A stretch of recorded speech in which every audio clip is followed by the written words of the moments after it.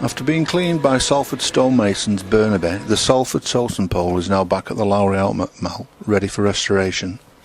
The delicate nature of the wood meant that a fine abrasion technology was required to skim the surface of the pole to remove all layers of paint and dirt.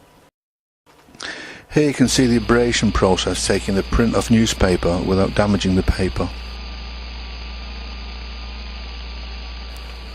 The pole is now ready for Kevin Cranmer to return to Salford to repaint the pole in traditional Quack-O-K-Wook colours. We meet with Councillor Cohen at Salford Quays to find out the latest news. We're here today at the Lowry Outlet Mill. Could you tell us what you think of the totem pole now it's been cleansed, shall we say? Cleansed and cleaned. I think it's a great testament to Burnaby, who helped with the cleaning of the pole. They're craftsmen, but they're guys who actually do the work of taking the paint off the pole. They've done such a good job that they've taken no detail away from the timber. The fine cut marks of the knife are still visible. And I don't want to get too technical, but the pole now, as anticipated, looks very different.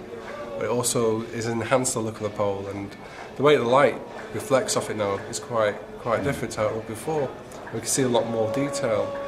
But what it does also mean is we have the biggest sandpapering job in history coming up, because this is going to take some sanding, because it's slightly mottled effect. It's on the fingertips you can feel it's quite gritty. You can't really adhere paint to that surface. The paint won't take to it, so we are going to have a lot of sandpaper and some hard work sanding this down to make it a suitable application for paint. Has Kevin seen any of the photographs of the Yes, on the Facebook page, Salford Totem Pole, I've kept that updated all the time with plenty of pictures and video, etc. And he's seen the pictures in quite high resolution images, so he can see what we're doing. And even Bruce Salford, who was Doug Cranmer's apprentice, he's actually been watching the Facebook site and looking at the pictures and video also. It's quite interesting. Salford Online, I know you get visitors from all over the world going to your pages, and particularly from the west coast of Canada, who are looking at your videos as well. So we're using modern technology to actually communicate something that's quite unique, which is the restoration of the pole, which again I think is an interesting side angle of how we're progressing. Has there been a location determined yet for the totem pole? No, I'm in talks. That's all I can say at the moment. I'm in talks, inverted commas, with some major landowners in the Salford Quays area, and that's really where I'm focusing, because this is its natural home, obviously, with it being a totem pole that was here to celebrate trade between Canada and England when it was the docks. So clearly the pole will stay in this area, but where exactly it'll go yet, I don't know. Finally, when is Kevin expected over in England?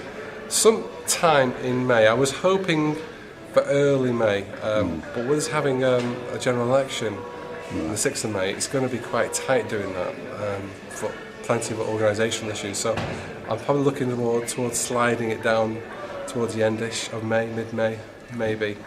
That's a bit vague at the moment, but you'll be the first to know when we know specifically when that will be.